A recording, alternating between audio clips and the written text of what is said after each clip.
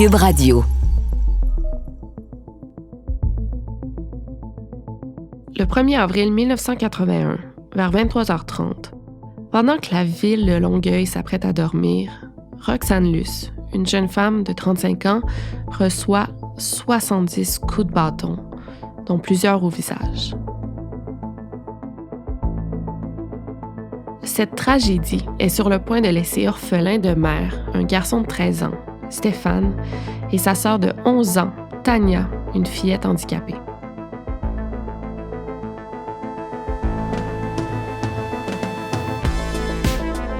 Mère, qui t'a fait ça? Donne-moi juste un prénom soupir là. Shoot là, tu sais. Je l'ai pas pleuré, la mère. J'ai crié, la mère. Moi, je pensais que c'était une joke. Tu sais, le 1er avril. Ma mère faisait des jokes le 1er avril. Elle était bonne là-dedans. Fait que je peut-être qu'elle veut me faire un coup. Je pense que je m'appuyais là-dessus. J'espérais ça plutôt, là, que... Mais c'était pas une joke. Roxane Luce est retrouvée chez elle le 2 avril 1981 à 11h30. Elle est défigurée. Ses doigts sont fracturés à force d'avoir voulu se défendre. Son crâne est gravement atteint. 3 jours plus tard, elle meurt à l'hôpital. Épisode 1, le meurtre.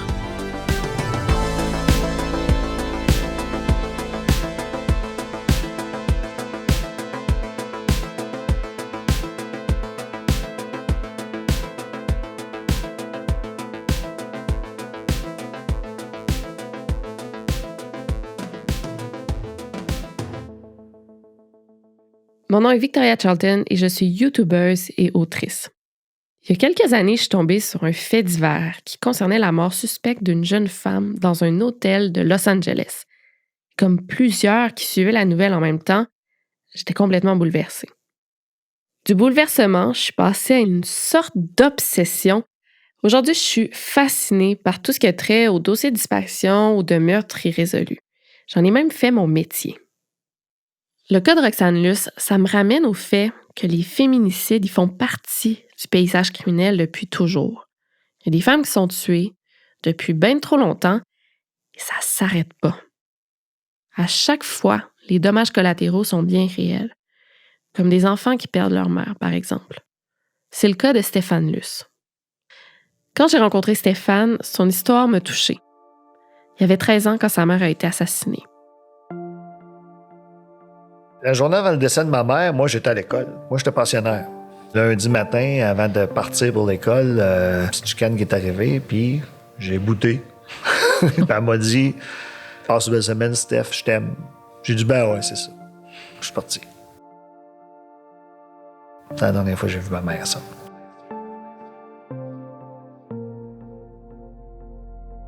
Le 1er avril, j'étais pensionnaire, puis j'avais des gros maux de ventre. L'école tentait de joindre ma mère. Ils l'ont pas rejoint. Fait qu'ils ont téléphoné au travail à ma mère. Puis ils ont dit non, il n'est pas ici ce matin. Ça, c'est pas normal. Donc, c'est le patron qui a appelé la mère, donc ma grand-mère. Ben, elle dit, elle sera supposée d'être au travail. Elle dit, je vais envoyer mon fils voir. Fait que son frère est allé voir à la maison. Puis la porte était entrouverte en avant quand il est arrivé. Jean-Pierre Henry, le frère de Roxane, il tombe sur une scène d'horreur. La chambre est tachée de sang, il y en a du plancher au plafond et la jeune mère de famille est dans son lit, en position fétale, immobile. Et là, Jean-Pierre, il est convaincu que sa sœur est morte. Il quitte en vitesse le logement de la rue Saint-Thomas et il se rend directement au poste de police de Longueuil. Il s'est ramassé au poste de police en disant « Ma sœur est morte, quelqu'un l'a tuée. » Fait qu'ils sont arrivés là, comme si c'était pour être un meurtre. Finalement, ben, ils se sont rendus compte qu'elle était encore vivante. Roxane est découverte chez elle 12 heures après son agression. Elle respire encore. Ça relève presque du miracle. À l'hôpital, on la plonge dans le coma. Le 3 avril, à 18h40, son cœur cesse de battre. L'équipe des soins intensifs réussit à la réanimer. Puis le lendemain, Roxane Luce est déclarée en état de mort cérébrale. Il faut prendre une décision.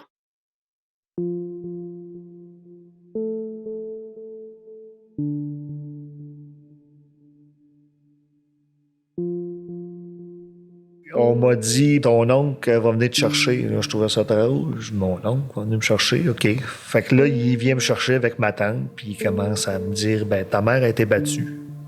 Fait qu'elle est à l'hôpital.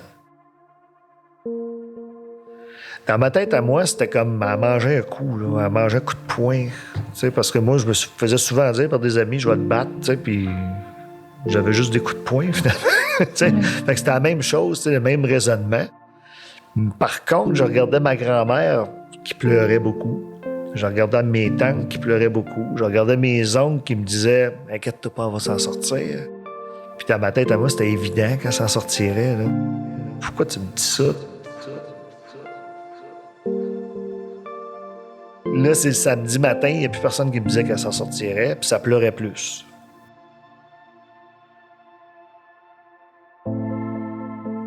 La décision de débrancher Roxane a été prise par la famille le samedi 4 avril 1981 à 15h30. À partir de là, pendant 2 ans, le jeune Stéphane y est convaincu qu'il va recevoir un appel de sa mère qui va lui dire que c'est une blague. Pendant 2 ans, à chaque fois qu'il rentre de l'école, il demande à son père s'il a reçu un appel.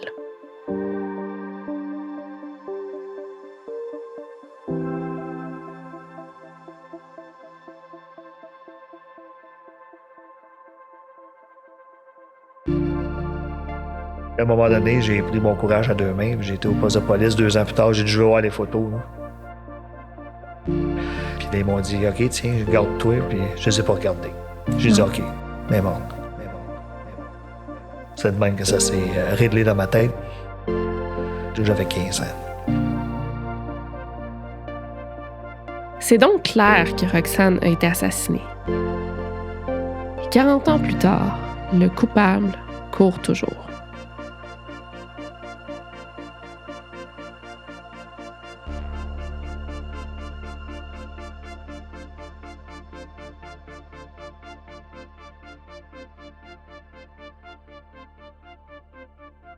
Je suis pas enquêtrice, mais je crois beaucoup en la force de la communication.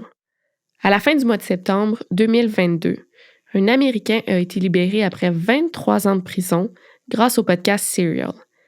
L'adolescent de 17 ans avait été accusé en 1999 du meurtre de sa copine. Pendant 23 ans, Adnan Syed a clamé son innocence. Et quand le podcast Serial s'est intéressé à son cas, c'est des dizaines de milliers d'auditeurs qui se sont mis à enquêter. Grâce à leurs recherches, 2 suspects ont été retrouvés, dont un violeur en série. Quand Syed est sorti libre du tribunal, il a été acclamé par une foule d'auditeurs du podcast. Donc ma quête à moi, c'est que la force des podcasts qui sont produits ici puisse avoir le même genre d'impact. Donc, qu'on puisse aider les familles à obtenir des réponses sur des cas de meurtre ou de disparition.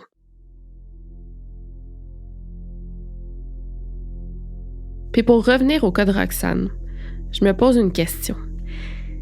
Qu'est-ce qui fait qu'encore aujourd'hui, en 2022, le tueur soit toujours en liberté? Puis là, je me demande s'il n'y aurait pas un lien avec la manière que la scène de crime a été investiguée au 2075 de la rue Saint-Thomas à Longueuil. Rappelez-vous qu'on est en 1981. Les méthodes sont bien différentes de celles pratiquées aujourd'hui.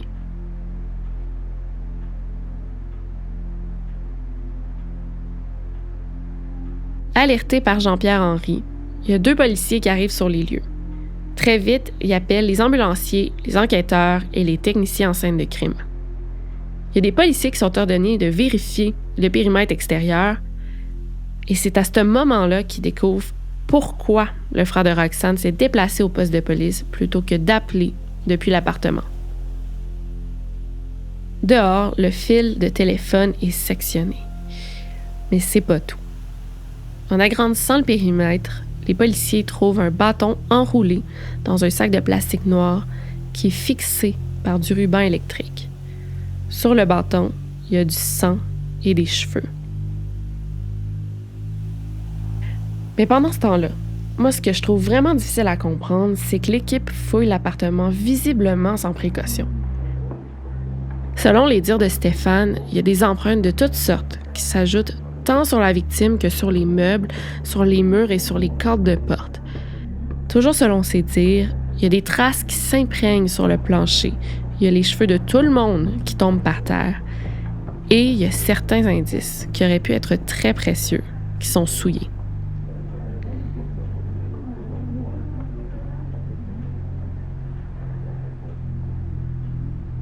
Mais les techniciens y réussissent quand même à repartir avec des indices qui amènent au laboratoire. En attendant les résultats des analyses, les enquêteurs interrogent Thomas Luce, le père des enfants de Roxane.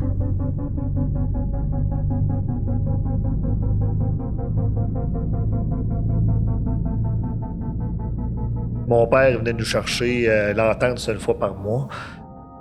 Il était toujours là pour nous autres. Il a aidé au niveau des dépenses, là, l'école, la linge, ces choses-là. Même que je me souviens que la dernière fin de semaine que j'ai passée avec ma mère, mon père était avec nous. On avait été voir ma sœur au centre pour handicapés, où est-ce qu'elle était, à Saint-Jean. Puis je voyais que c'était la belle camaraderie. Même dans ma tête, je me disais, bon, pourquoi qu'ils sont pas ensemble, tu sais? Ça se sourit, puis ils sont polis, puis ils se chicanent pas, puis...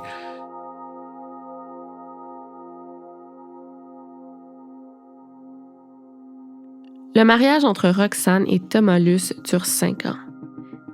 Et 10 ans après leur divorce, Roxane est tuée.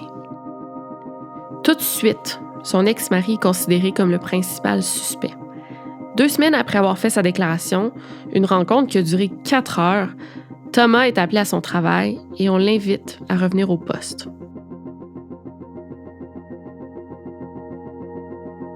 Là, les enquêteurs cherchent à le faire avouer en échange d'une peine plus clémente. Mais l'ex-mari, il tient son bout. Il a tué personne. Il finit par être relâché. En plus de ça, son alibi est béton. Thomas Luce travaillait de soir chez Pratt & Whitney. Là, la famille m'a dit, Stéphane, où est-ce que tu veux aller rester? Fait qu'on m'a offert. Ma grand-mère m'a dit, tu peux venir chez nous. Un de mes oncles m'a dit, tu peux venir chez nous. Puis là, mon père m'a dit, ben, tu peux venir chez nous aussi. Fait que là, je suis allé rester chez mon père, là, à partir de là. Ben, je me suis quand même fait petit. Puis je voulais pas déranger. Stéphane, il voulait pas déranger. Et il aimait pas que les regards soient posés sur lui non plus. Aux funérailles, on lui demande quelque chose qui passe pas. Il trouve qu'on lui impose une genre de mise en scène et que l'événement est complaisant. Tu sais, moi, ma mère, elle voulait pas de fleurs. Puis on m'a donné une rose et déposé sur le cercueil. Ça a pas passé, ça. Ben, j'ai déposé ça là-dessus, là, puis tout le monde me regarde, tu sais. Je trouve ça dur. Plus tard, pendant qu'il est assis à l'avant d'une Cadillac noire, la voiture qui va les mener au cimetière, Stéphane entend les pleurs de sa tante et de sa grand-mère qui sont toutes deux installées à l'arrière. Je n'ai pas pleuré la mort de ma mère. J'ai crié la mort de ma mère.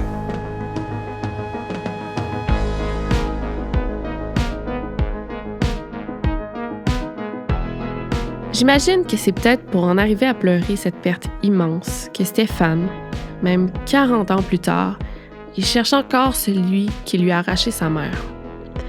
Quand il a compris la réelle définition du mot meurtre, il n'a plus jamais été capable de se l'enlever de la tête. La colère, j'ai toujours été capable de camoufler. Jusqu'à temps qu'on me choque.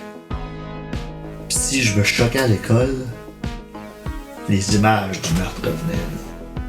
C'était dangereux.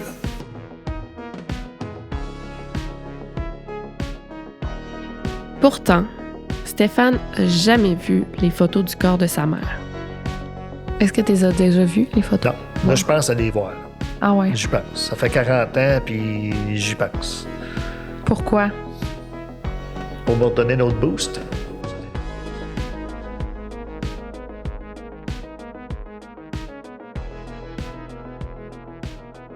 Mais il y a quand même des souvenirs qui restent très frais dans sa mémoire. Et de recoller les morceaux, ça permet de refaire la scène et d'y voir une sorte de chronologie. Les enquêteurs disent que Roxane aurait ouvert à un ancien amant ou à un homme qu'elle connaissait. Mais selon Stéphane, c'est impossible puisque Roxane est rentrée à 23h15 et que l'agression est survenue à 23h30. La jeune mère de famille n'aurait pas eu le temps de rentrer, faire sa toilette du soir, se coucher puis se relever pour ouvrir. D'ailleurs, la voisine a commencé à entendre des bruits à 23h30, mais elle croyait que Roxane faisait l'amour, donc elle n'a pas alerté la police. Donc, si Roxane n'a pas ouvert à son assassin, ça voudrait dire qu'il était déjà dans la maison.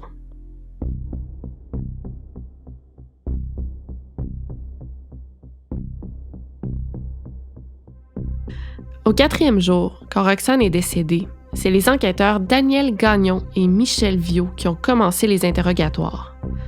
Comme la procédure l'indique, ils ont débuté par les proches de la victime. Après avoir écarté l'ex-marié, les enquêteurs ont cherché un ancien amant que Roxane appelait Maurice Chantal. L'homme a été retrouvé grâce à une photo découverte chez Roxane. Et sur la photo, on peut le voir qui est adossé sur le coffre arrière de sa voiture. Et on peut apercevoir les 3 derniers chiffres de sa plaque d'immatriculation. Et ce sont ces chiffres qui ont permis de retrouver Dominique Tanguay, alias Maurice Chantal. Quand Stéphane m'a parlé de ce gars-là, j'avoue avoir été prise de court. Un ancien amant qui a changé de nom. C'est pas exactement le profil de quelqu'un qui a rien à se reprocher. Maurice Chantal, ils l'ont interviewé, puis c'est là, dans l'interview, qu'il disait que c'est elle qui voulait que je m'appelle de même. Mais finalement, il y avait une femme, lui. OK, c'est pour ça que... Probablement pour ça que lui a changé son nom, Ouais. qu'il a fait à croire que c'est ma mère qui voulait ça, pour pas qu'elle puisse se retracer, qu'elle dise à sa femme. Ouais. C'est ce que je pense, mais encore là, cet individu-là, je peux pas le cerner en tant que tel. J'ai jamais réussi à y reparler. J'ai essayé une couple de fois, mais ça n'a pas fonctionné. Après leur rupture, Dominique Tanguay harcelait Roxane. Il la suivait partout. Il suivait même Stéphane, qui, à quelques reprises, il a été obligé d'emprunter différents chemins pour semer Tanguay. J'aurais aimé essayer de poser la question directement. Là. Pourquoi Parce qu'il dit qu'il la harcelait pas. Moi, il me suivait. Là. J'ai même une photo de lui pendant qu'il me suit. J'avais ma caméra, je l'ai pas en photo. Tiens, montré. Je l'ai montré, c'est ça que je donnais à la police. Là, ils ont vu le modèle d'auto qu'il y avait, puis c'est le même qu'ils l'ont retrouvé. Là. OK. Mais les enquêteurs n'ont pas été plus loin. J'ai beaucoup de misère à comprendre comment ce type-là n'a pas attiré plus l'attention des policiers. Tu sais, il faut le faire. Là. Traquer le fils de ton ex sans révéler ta vraie identité. Peut-être que c'est juste quelqu'un qui l'aimait puis il décrochait pas simplement, aussi. puis qu'il n'y a rien à voir là-dedans, peut-être aussi. Tu sais, je veux dire, c'est bien embêtant. Il n'a tellement pas été considéré, ce suspect-là, que je peux même pas compter sur la police aujourd'hui pour investiguer un peu plus, même si j'en reparle. Mais oui, ça pourrait être un suspect potentiel, là.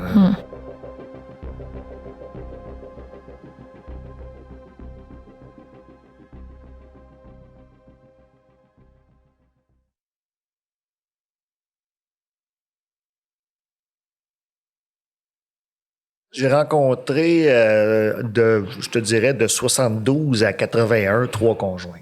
Son dernier chum, lui, ça faisait peut-être 2-3 ans qu'ils étaient ensemble. J'ai en tête 1977, 78 peut-être, là. Roxane, c'était une femme indépendante. Elle n'a plus jamais réhabité avec un homme après son mariage. Elle voyait ses amoureux en semaine et eux la visitaient le week-end quand Stéphane rentrait du collège. Et c'est comme ça que Stéphane a rencontré Steven, qui a fait partie de sa vie pendant un moment. Mais ça, c'était un homme qui était quand même calme.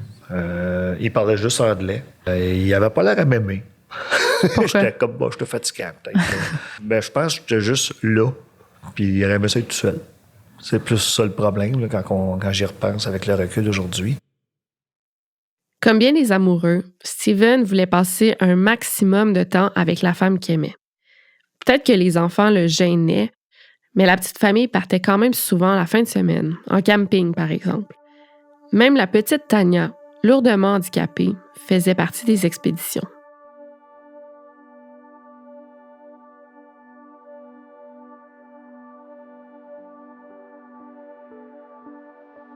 Roxane était dans la mi-trentaine. C'était une maman de 2 enfants. C'était une femme magnifique, ambitieuse, engagée, libre. Elle croyait en la réincarnation et au retour du balancier. À son fils, elle inculquait le respect d'autrui, la gentillesse, la générosité, et elle l'encourageait à bien faire, à en faire plus. Même si Stéphane n'était qu'un jeune adolescent, sa mère le revalorisait en lui donnant le rôle de l'homme de la maison, le protecteur, le grand, le fort, et Stéphane endossait ses responsabilités avec bonheur. Et comme une majorité d'êtres humains, Roxane, elle espérait partager sa vie, trouver un partenaire avec qui former une équipe. J'imagine que, belle comme elle était, à 35 ans, elle attirait les regards.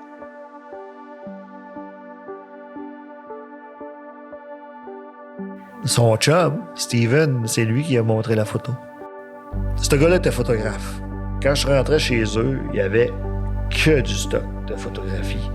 Son salon ressemblait à un laboratoire de photos, sa chambre ressemblait à un laboratoire de photos, tout ressemblait, il y avait du stock de photos partout.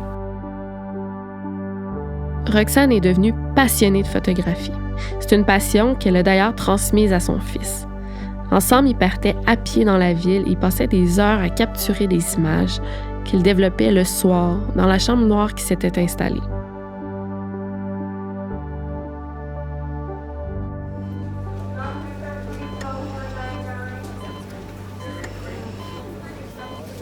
Durant 3 jours, les enquêteurs espéraient que Roxane sorte de son coma pour lui demander le nom de son agresseur. Et pendant ce temps-là, le jeune Stéphane n'avait même pas accès à sa mère. On lui interdisait de rentrer à l'hôpital. Entre toi et moi, il aurait pu faire une exception, mais étant donné qu'elle était maganée, que j'avais 13 ans, c'est peut-être une bonne chose là, que j'ai pas été. Mais j'ai toujours comme... Dans ma tête, ça a fait comme... Si elle m'avait entendu, peut-être qu'elle aurait réagi. Tu sais, mais qui t'a fait ça? Donne-moi juste un prénom, soupire-le, là. Shoot-le, tu sais.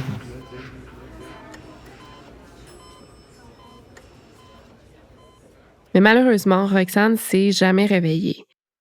Et comme dans plusieurs affaires de meurtre, les suspects potentiels sont nombreux.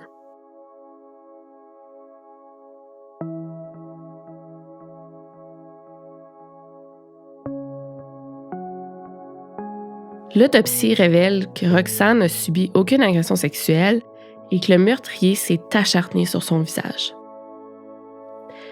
Est-ce qu'il voulait briser sa beauté, l'effacer pour toujours? Est-ce qu'il s'agit d'une autre victime de cet amour qui haït? Est-ce que le crime passionnel existe ou est-ce que c'est un crime sexiste? Est-ce qu'on peut aimer tellement fort au point de préférer voir l'autre mourir plutôt que le regarder vivre sans nous? Toutes des questions encore sans réponse et le temps passe. Moi, j'ai des doutes. Puis moi, je suis à la recherche de la vérité, pas d'un coupable.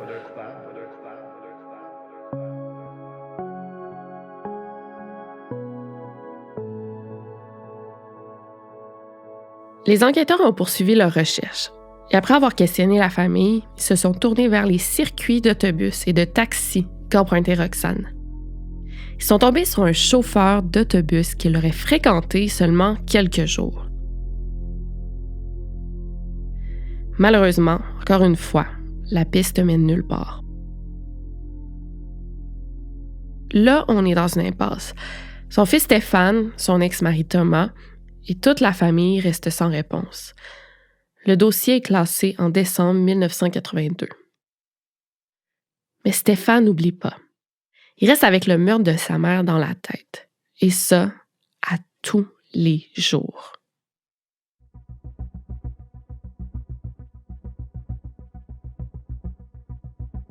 Donc, si on récapitule, Roxane n'a subi aucune agression sexuelle, il n'y a personne à la connaissance de sa famille qui lui voulait du mal et il n'y a rien dans l'appartement qui semble avoir été volé. Sauf une chose. Une boîte de négatifs photos. Roxane et Stéphane regroupaient les négatifs de leurs photos dans un cartable. Cette cartable-là, c'est 3 ans dans la vie de Stéphane. Donc, beaucoup de précieuses photos de sa mère. Moi, j'ai fait de la photo avec elle le dimanche. Avant que ça se passe, je suis parti à l'école le lundi. Ça s'est passé le mardi, retrouvé le mercredi, décédé le samedi. Dans la semaine suivante, je suis allé chercher du linge, tout ça, dans ma chambre. J'ai réussi à avoir mon chat, mon hamster. Puis, je cherchais les photos. Pas de photos. Comme Stéphane et sa mère ont fait de la photo 2 jours avant le meurtre et qui ont confiné les négatifs dans le cartable, Stéphane est absolument certain qu'ils étaient chez lui. Il aurait donc disparu. Stéphane pose la question à la police. La police confirme avoir pris des boîtes de photos, mais n'avoir jamais vu de boîte de négatifs. Finalement, c'est ni la police, ni la famille, personne qui a ça. Ben là, j'ai mentionné à la police, j'ai dit, il y a eu vol. Je veux dire, ma mère elle s'est fait assassiner, puis négatif. En parlant à Stéphane, j'ai compris que c'est de là que tout part. Il s'est juré de trouver qui avait tué sa mère le jour où il s'est rendu compte que des négatifs photos avaient été volés. Ça a été comme le véritable coup d'envoi, le moment très précis où il s'est donné la mission de comprendre. En fait, les négatifs noirs et blancs que ma mère avait, là, c'est l'élément déclencheur. Là, la disparition de ces négatifs-là, c'est l'élément déclencheur de ma quête de la vérité dans ce dossier-là. Quand Stéphane me racontait ça, évidemment que j'ai trouvé ça un peu étrange. Parce que peut-être que c'était le souvenir d'un petit gars qui se rappelle mal de certains détails. Ou peut-être que quelqu'un a réellement volé les négatifs de photos. Et si c'est le cas, moi je me pose la question. C'est qui que ça aurait pu intéresser? J'ai rencontré, je te dirais, de 72 à 81, 3 conjoints. Son chum, Steven, c'est lui qui a montré la photo. Ça faisait peut-être 2-3 ans qu'ils étaient ensemble.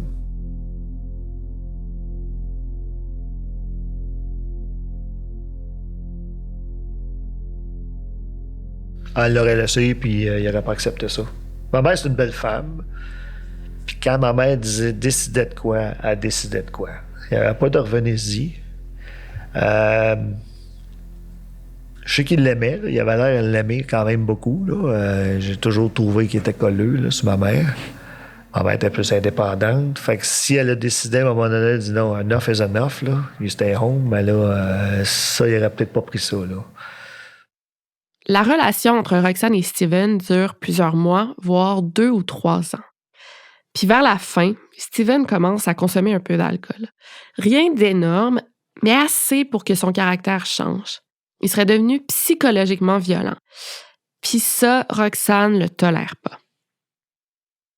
Ma mère, c'était une femme qui avait quand même une certaine fierté. Puis probablement qu'elle n'a pas aimé le fait qu'ils prennent de la boisson régulièrement. Parce que c'était pas quelque chose qu'ils faisaient au début. Je me souviens qu'il n'y avait pas de bière à la maison au début. Puis à la fin, il y en avait régulièrement. Fait que c'est peut-être quelque chose qui tapait sur le nerf.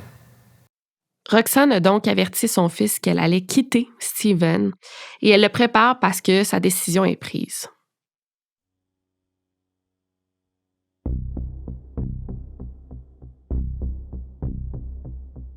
Le lendemain de l'agression, Steven est au travail.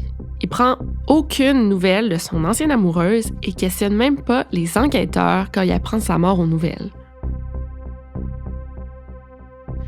2 ans après le meurtre, Stéphane décide de se rendre chez Steven.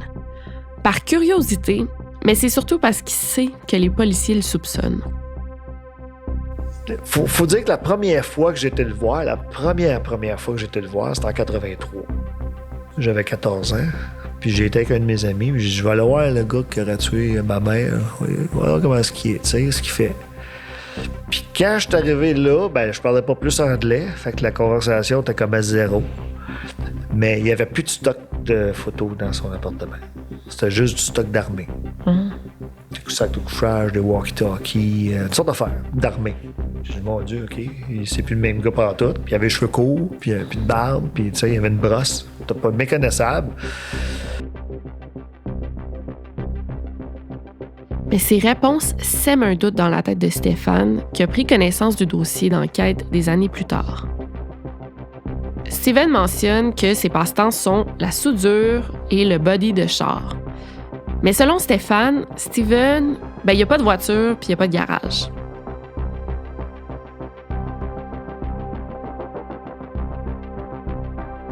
Quand les policiers veulent savoir comment il s'est fait la blessure qu'il a sur la main, Steven répond qu'il s'est éraflé sur le ciment en allant dans son cabanon chercher une moustiquaire.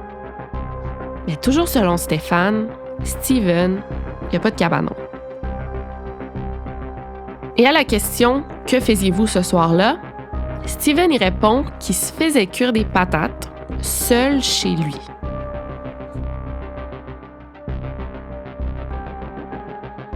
Si c'était pas assez, Steven refuse de passer le test du polygraphe.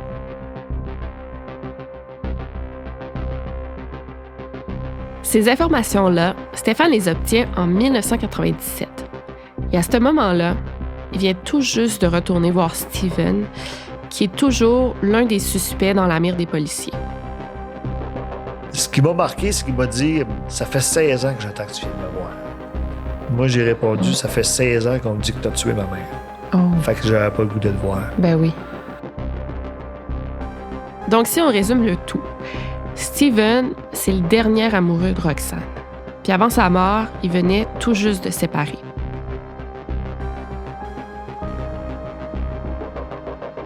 Dans les derniers temps, Steven avait commencé à prendre l'alcool. Son comportement changeait et il était de plus en plus agressif. Quand le jeune Stéphane de 14 ans décide enfin de frapper à la porte de son ex-beau-père, il remarque que non seulement il s'est physiquement métamorphosé, mais qu'en plus, tout le matériel photo qui envahissait son appartement avait disparu, remplacé par de l'équipement de l'armée. Dans son interrogatoire, Steven aurait menti sur certains aspects de son quotidien, puis il n'est pas capable de fournir d'alibi solide. Et finalement, plus tard, il refuse de passer le test du polygraphe.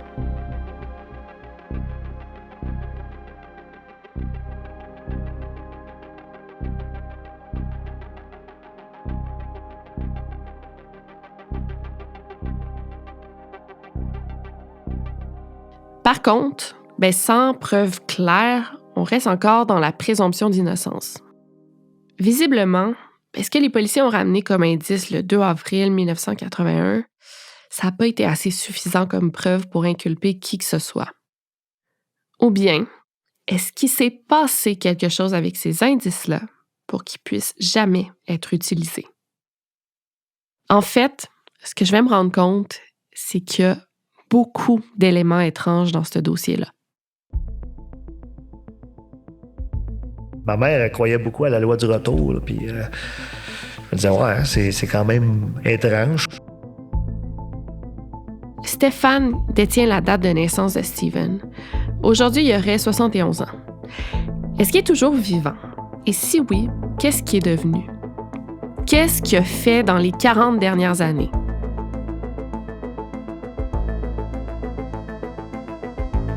Stéphane pense qu'il serait encore en vie et qu'il serait même encore à Montréal.